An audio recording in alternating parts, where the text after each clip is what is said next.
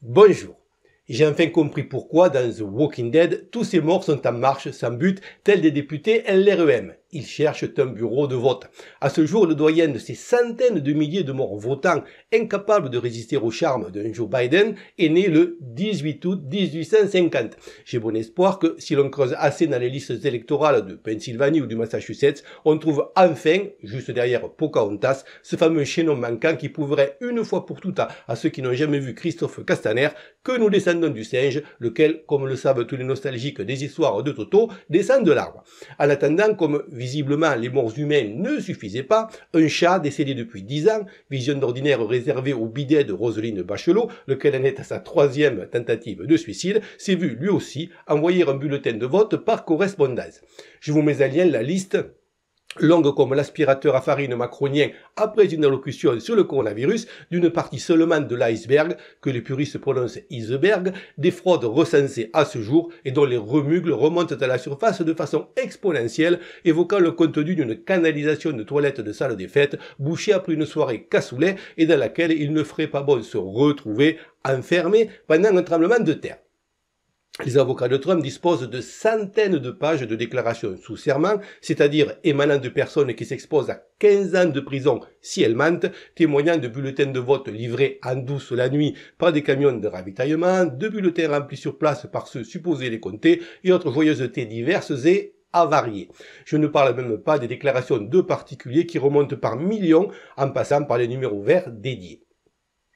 En niant la fraude, les médias nous refont le coup de ce journaliste de MSNBC qui décrit le saccage de Minneapolis par Black Lives Matter comme une manifestation pacifique alors même que derrière lui, on dirait Rome après que Néron ait reçu un lance-flamme pour son anniversaire. Pour bien comprendre ce qui s'est passé, il faut remonter un peu en arrière dans nos mémoires de poisson rouge. Déjà, en 2016, la fraude avait été massive et je vous mets en lien l'analyse que j'avais faite à l'époque des élections américaines. L'État profond, au sens rectal du terme, a compris que Trump, qui, depuis le début, avait tous les médias contre lui, avait gagné grâce à Internet et aux réseaux sociaux et, non content d'avoir tenté de le paralyser depuis avant même son investiture avec de fausses affirmations de collusion et autres impeachments, le dit État profond a, avec la discrétion d'un pétomane dans une cathédrale gothique, purgé peu à peu de YouTube, Twitter et autres Facebook tous les acteurs qui avaient participé à la victoire de l'homme aux cheveux orange.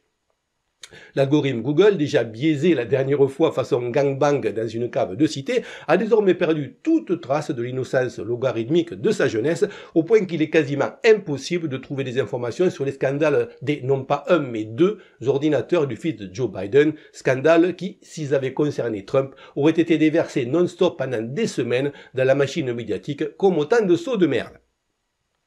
Outre d'innombrables photos et vidéos où le dénommé Hunter, sous l'emprise de drogues diverses, entre deux masturbations pédestres, s'adonne au naturisme d'intérieur palpatoire avec, entre autres, la fille mineure de son frère décédé dont il a par ailleurs consolé l'épouse avec beaucoup de compassion, on trouve dans ces ordinateurs des mails qui ont pu être retrouvés par le FBI chez les destinataires, preuve de leur authenticité, dans lesquels on apprend que Biden prenait des commissions généreuses sur les milliards de dollars reversés à son fils, viré de l'armée pour usage de stupéfiants et qui n'a aucune compétence en quoi que ce soit justifiant qu'on lui octroie de telles sommes, par des oligarques russes et chinois, entre autres. Le dit Biden, lequel a par ailleurs conditionné une aide américaine à l'Ukraine de 1 milliard de dollars au limogeage du procureur qui y enquêtait sur son fils, est donc, lui, coupable de toutes les choses indûment reprochées à Trump par les démocrates. C'est ce que l'on appelle l'inversion accusatoire, concept développé par Hervé Ryssen, lequel croupit actuellement dans les geôles françaises pour délit d'opinion et blasphème, pour avoir méconnu le caractère sacré d'une certaine frange de la population dans la religion républicaine. Omerta complète donc sur le scandale Biden, doublé d'une censure totale des réseaux sociaux et de Google, qui ont été jusqu'à bloquer et faire disparaître les articles sur cette affaire du New York Post, le seul grand quotidien ayant tenté de sauver l'honneur de la profession devant l'énormité rocco-siffredienne de la chose.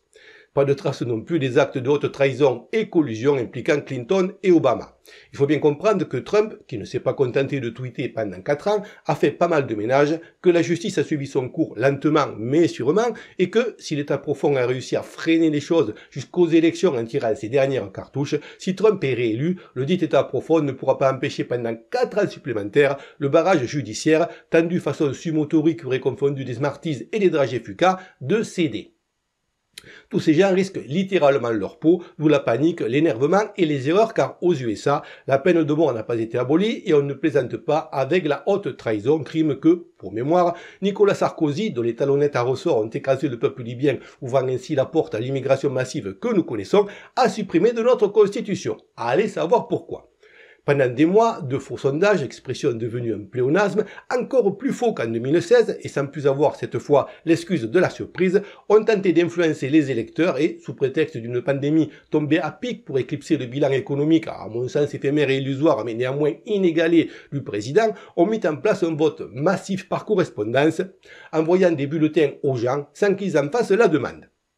Tout cela, hasard du calendrier et simple coïncidence, en plein milieu d'un Trump bashing orchestré et complètement injustifié sur la gestion du corona, court-circuitant ainsi la campagne électorale qui venait juste de commencer et qui s'est déroulée alors que des dizaines de millions d'Américains avaient déjà voté par correspondance sous le coup de l'émotion. Apparemment, les carottes étaient cuites, d'autant que Biden battait des records en termes de donations, recevant des milliards des GAFA que Trump a promis de casser en cas de victoire et de l'ennemi sans visage de François Hollande, le monde de la finance.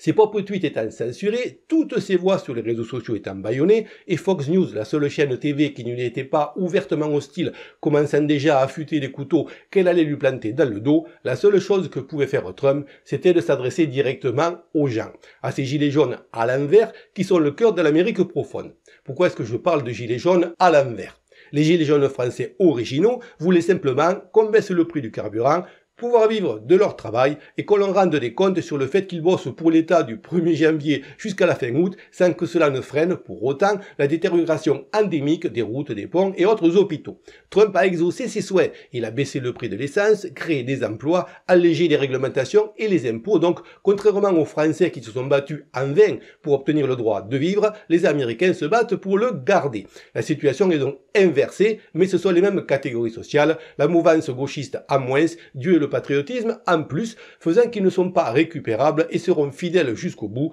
car ils ont compris les enjeux de la bataille. La seule chose que Trump pouvait encore faire, c'était donc de s'adresser directement au peuple. Et alors que le nombre d'individus sur la planète capables de relever un tel défi face à autant d'adversité et de faire montre d'autant d'opiniâtreté doit se compter sur les doigts d'une main, il l'a fait. Des mois d'une campagne herculéenne contre vents et marées avec jusqu'à 6 meetings par jour dans les endroits les plus improbables d'un simple champ à des tarmacs d'aéroport. Des meetings souvent annoncés au dernier moment pour éviter les obstructions des autorités démocrates locales. Et chose que n'avait pas prévu le pouvoir profond, les gens sont venus par dizaines de milliers à chaque fois, bravant les intempéries et la pandémie en criant « We love Trump ». Pendant ce temps, Biden restait planqué dans sa cave et sortait une fois tous les 4 jeudis pour parler à quelques dizaines de gens assis dans des cercles racistement blancs. Trump a réalisé l'impossible, faisant que la vague bleue façon canard WC annoncée par les sondeurs s'est transformée en vague rouge façon desktop, et quand le président en exercice a remporté la Floride, dans laquelle Biden était donné gagnant avec 4 points et où c'est Trump qui a terminé avec 4 points d'avance, soit un différentiel largement au-delà de la marge d'erreur, ça a été la sidération, puis la panique. D'autant que Trump, le soi-disant raciste misogyne, a fait un tabac chez toutes les minorités et les femmes, et que la Floride, habituée, elle, au vote par correspondance, ayant dépouillé ces derniers en premier, avait été en mesure de donner rapidement les résultats définitifs. Trump était en avance partout, il avait augmenté sa majorité au Parlement et commençait à grignoter des sièges pour le Sénat en remportant même dans les fiefs démocrates. Et là, d'un coup de baguette magique fait inédit au même moment, comme sous l'effet d'une vision fugace de quintuplé hurlant papa pendant un coït ordinaire, tous les comptages se sont arrêtés pile. Et ce, sous des prétextes improbables, allant d'une rupture de canalisation d'eau à il est tard, on continuera demain. Ils n'ont pas osé le jet piscine, mais on n'en est pas loin. Sitôt les scrutateurs républicains poussés par la porte avant, les démocrates, par définition pas homophobes, sont rentrés par la porte arrière et sachant désormais combien de votes ils avaient à rattraper, ont passé la nuit à valider des bulletins au fin de combler un retard tellement au-delà de leurs prévisions qu'il n'était même plus possible de sauver les apparences et que les votes par correspondance, au lieu de favoriser Biden à 60 contre 40 comme en Floride, lui donnaient des scores de dictateurs africains chatouillant les 100% que par endroit le taux de participation, mort compris, dépassait les 120%, et que, faute de temps, des centaines de milliers de bulletins, lesquels servent aussi à élire entre autres les sénateurs et les députés, s'étaient limités au choix du président.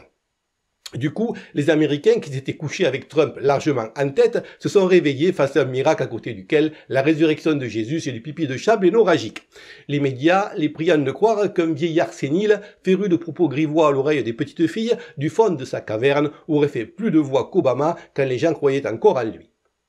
Entre-temps, les scrutateurs, comprenant ce qui se passait, ont voulu revenir et on leur a refusé l'accès aux salles. Même après que des juges, car il a fallu aller jusque-là, aient intimé aux gens en charge du bureau de les laisser entrer, ils ont été confinés à plusieurs mètres des tables les plus proches, tandis que les scrutateurs démocrates, au lieu de scruter quoi que ce soit, s'employaient à les distraire et à leur bloquer la vue. Du grand guignol.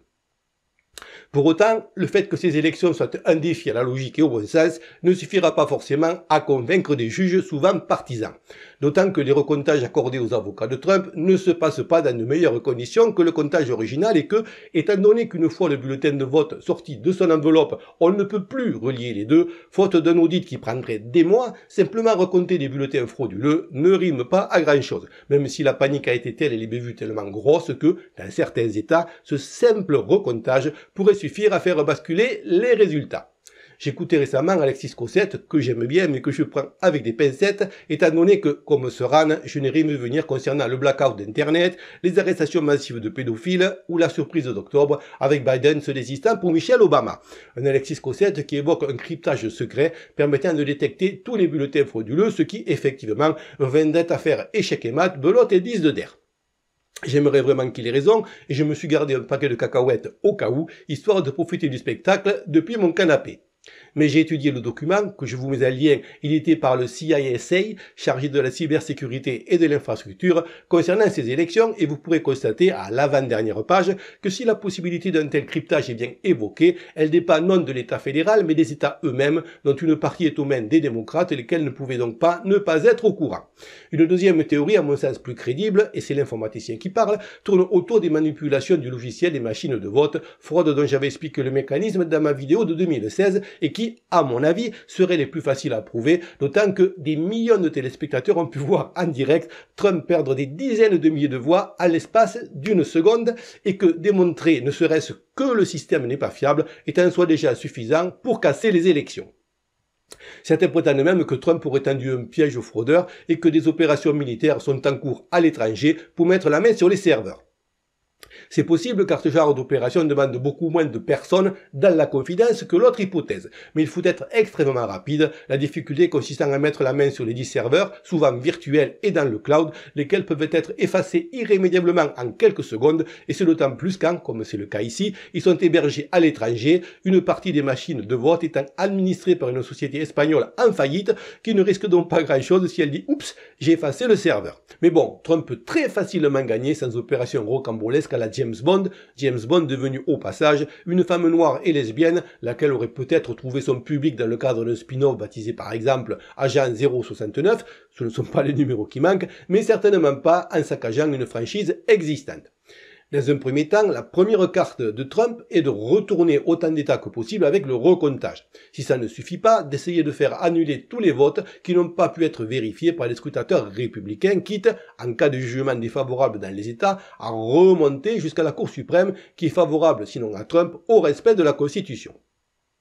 Tactiquement, Trump a d'ores et déjà obtenu l'essentiel, à savoir que, en dépit de l'omerta médiatique, le doute est tel que ce n'est plus à lui de démontrer la fraude, mais à ses adversaires de démontrer, et non plus seulement d'affirmer dans la presse, que le scrutin a été honnête, chose carrément impossible compte tenu des circonstances et faisant que, non seulement, face à un doute raisonnable, il n'est pas obligé de reconnaître sa défaite, mais que, si la situation n'est pas réglée avant l'échéance en décembre, selon la Constitution, c'est le Parlement, avec une limitation à un seul vote par État et non plus les grands électeurs, qui élira le président, ce qui l'assure de la victoire.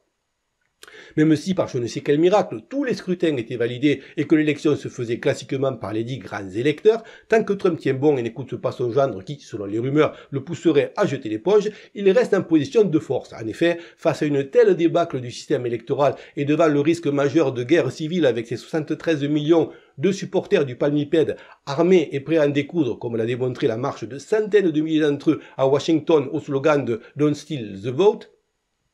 si Trump ne reconnaît pas sa défaite, le seul choix qui restera à la Cour suprême sera d'annuler les élections. Là encore, dans l'intervalle, c'est Trump qui reste en place, sachant qu'en outre, lui seul peut garantir la paix civile ayant le soutien de l'armée et de la police. Soutien qui rend peu probable l'hypothèse qu'il puisse être démis par la force en dépit des déclarations ridicules de Justin Trudeau, prêt à envoyer la police montée canadienne à l'assaut de la Maison-Blanche. Donc, même si les rumeurs de pièges et d'échecs ématent avec arrestation massive à la clé et dynamitage instantané de l'État profond s'avèrent être infondées, ça n'empêchera pas Trump de gagner. En fait, c'est le moment de vérité. Si Trump est une baudruche et un mirage, possibilité à mon avis plus que réduite, mais que, n'étant pas spécialement un turiféraire du personnage en particulier et des USA en général, on ne peut jamais totalement exclure, il va se dégonfler. Dans le cas contraire, sortez les cacahuètes, car le résultat de ces élections va changer le cours de l'histoire et beaucoup de gens, y compris chez nous, vont commencer à avoir très chaud aux fesses.